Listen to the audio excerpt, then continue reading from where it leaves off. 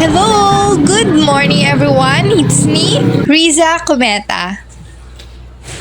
Pero guys, hindi po talaga yun yung last name ko. Actually, De La Cruz po talaga ako. Pero hindi ko po yun magamit dahil ang nakalagay po sa birth certificate ko ay Cometa. Gawin natin. Magtago-taguan. Kasali si Ninang. Hindi naman po ako ganun kalapit sa mga bata, pero nagulat ako paggising ko pa lang nandiyan na yung mga bata. At tinanong ko kung anong gagawin namin, ang sagot niya. Tago-taguan. Ang sabi niya, maglaro daw kami ng tago-taguan. Ang sabi ko naman, maglalaba pa ako, kaya papabalikin ko na lang sila mamaya. Ayan, nagpaalam na sila.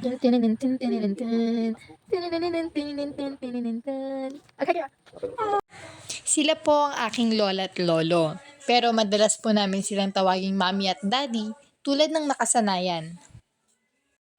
At ito naman si Bilas, ang paborito kong aso. Siya ang madalas kong kasama pag nasa bahay ako. Gayun din naman ang iba kong mga aso. Pero ang pinakamalapit kasi sa akin ay itong si Bilas. Ayan, kainan time! Madalas kaming kumain dito sa bahay ng panganay na kapatid ng aking papa. Kasi sa pagkakataong ito, wala kaming mga nanay. Yung isa po nasa hospital, yung isa po nag-a-apply sa trabaho, at ang mama ko po ay nasa Cavite. Kaya ganito po ang eksena sa amin. Mamaya, pagkatapos namin kumain, kanya-kanyang alis na rin po. Pero bago po yon ay nagdadala po kami ng kanya-kanya naming kanin. Tapos si tita na po ang magluluto ng ulam at doon na po namin pagsasalu-saluhan. Madalas po na mangyari ito, lalong-lalo na po sa mga ganitong pagkakataon.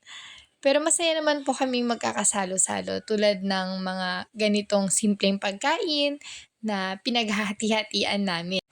Pero ang totoo, paborito ko po talaga ang gabi, lalong-lalo na kapag luto po ni Tita Clara. Magaling po kasi siyang magluto. Kwento ko lang guys ha, hindi naging madali ang buhay namin. Naranasan po namin yung sobrang hirap ng buhay. Kung gaanong hirap ang nararanasan namin ngayon, ay mas malala po noon. Ngunit nagpapasalamat po kami sa taas at binigyan niya po kami ng buhay na simple, na nakakakain ng 3 beses sa isang araw, at minsan sobra-sobra pa po ang blessing na natatanggap namin. Ayan naman ang aking tito at ang aking pinsan na nahuli sa pagkain. Hi Adonis! Sorry! Kain! Sige lang. Parang hindi mo nagustuhan yung pagkain ni niluluwal mo, so sumbong kita kay tita. Oh! Bakit ito mo mga kakawin? Ano yaman? Nagandang bisita ni Ayun na nga at nagtuturoan na kami kung bakit dito kami kumakain. Nakapagtataka ba? OMG, tito, kitang-kita sa camera. Ulitin natin. Iluwal mo ba, tito? Iluwal mo. Huli pero hindi kulong. Tito, ano ba? Ano na mami, simot ang ulam. Walang natira kahit kaunti maliban sa pechay. Pero naubos naman po iyon. Inubos ng aking tito.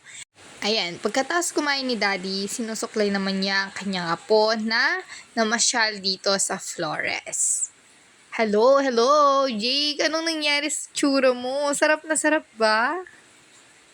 Or parang hindi, susumbong kita kay tita, sige. Hi ka lang. Kalalang. Happy birthday kalalang. Ano nga ba kasing sinasabi mo dyan, Tel? Huy, Lester, ano yan? Isa pa nga? Isa pa? Sige. Taste test. Oh, i-rate mo. Over 100. Napakalagkit po ng taba ng aming bulalo. Napakalagkit ko ng Grabe.